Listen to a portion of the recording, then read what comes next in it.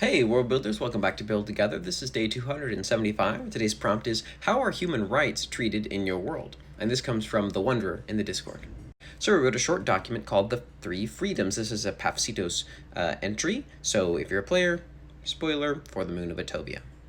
Really, the way that I start this document off will give you a lot of the context for kind of how this thing is going to work, which is that Drakonos do not really have rights, so to speak. Instead, their entire existence is incongruous with the concept of having rights, and so what they have been given in the place of something like rights is the three freedoms by Hikari herself. And the first is the freedom to love. If you are not assigned to the breeding pods, you are allowed to choose mates at your leisure.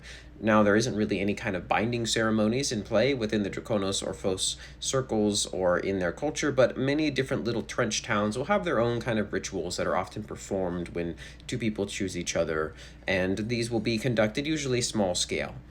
The second is the freedom to choose, and this is in reality specifically the freedom to choose where you go after you've been assigned to a position. So any Draconos assigned to a specific position within the Luvi Polymos, which is the sort of like eternal war, can send in a document to change the location that they are assigned that position in. Now, the document has a lot of bureaucracy, but if they do it successfully, it might take a while, but eventually they will be permitted to move to that new place.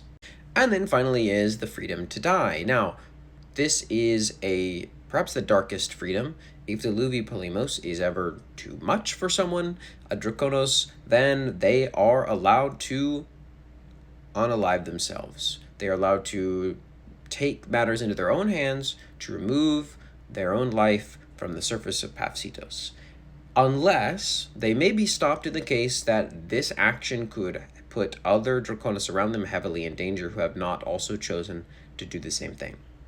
And that's what I wrote. Like I said, kind of a quick and short one. I actually wrote a lot of other stuff on a bit of a brainchild world within the Adamas galaxy, which is where Atobia resides, that I'll probably start doing some build together prompts in once it gets a little bit more sort of boilerplate work.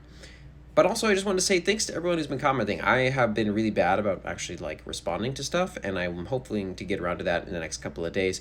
But just lots and lots going on with the move, and I have been really tired. But I think I'm finally really on the up and up on the sort of fatigue recovery. So thanks everyone so much. How are human rights treated in your world? Thanks for building together.